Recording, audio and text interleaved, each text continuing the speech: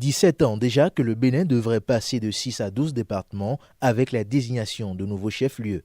Mais face à l'hostilité de certaines communes de se voir arracher le titre par d'autres localités, soutenues par le manque de courage politique des gouvernements précédents, ils ne verront jamais le jour.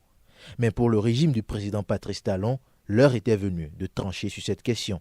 Ainsi, à la faveur du Conseil des ministres du 22 juin, en plus des anciens, 6 nouveaux chefs-lieux de département ont été retenus et 12 préfets nommés.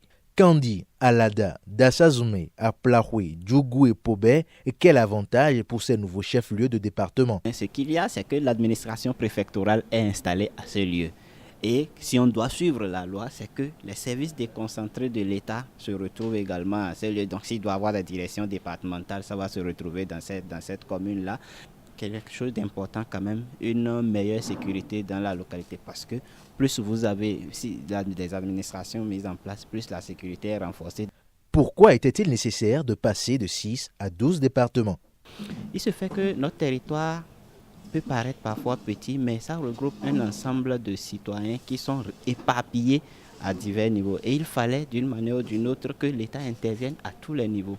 Ce qui faisait que les 6 départements se retrouvaient contraints de parcourir de grandes distances pour pouvoir couvrir leur zone géographique. Donc, à partir de ce moment-là, les États généraux ont souhaité qu'on puisse aller au rapprochement de l'administration des administrés et dans le même temps procéder à une décentralisation qui a permis de doter le pays de communes. Donc, pour Francis Lalaye, il est évident que les retombées politiques pour le président Talon ne seront pas négligeables, puisque les ressortissants des nouveaux chefs-lieux auront une certaine reconnaissance vis-à-vis de l'exécutif. Mais pour les mériter, il ne faudra pas déjà dormir sous ses lauriers. Dans des localités qui ont été choisies aujourd'hui, si au bout de quelques années, les gens se rendent compte que c'est une coquille vide, que ça n'a rien entraîné en termes d'infrastructure, que ça n'a rien entraîné en termes d'investissement et que c'est juste le nom qui a changé, bon, chef-lieu.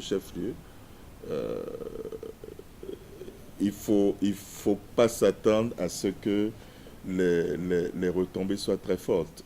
Quel est le prix que devra payer Patrice Talon pour le compte des localités qui n'ont pas reçu satisfaction? Disons le pire pour des acteurs politiques, ça serait que les populations des localités qui ne seraient pas satisfaites en viennent à leur faire payer ça, électoralement parlant. Mais on n'a pas d'élection tout de suite. On a quand même un répit. Donc de ce côté-là, je dirais que l'avantage est plutôt à ceux qui décident en ce moment. Mais le gouvernement a encore sa carte à jouer pour ne pas faire des mécontents. Faire en sorte que, au bout d'un an, de 2 ans, de 3 ans, que telle commune puisse se dire, bon, écoutez, c'est vrai, nous on voulait le chef-lieu, on ne l'a pas eu, mais franchement, après 3 ans, regardez, on n'a pas à rougir de ce qu'on a obtenu. Au-delà des guéguerres entre communes pour abriter les chefs-lieux de département, le véritable défi pour le Bénin est le développement à la base avec l'avancement du pays dans quelques années sur le terrain de la décentralisation.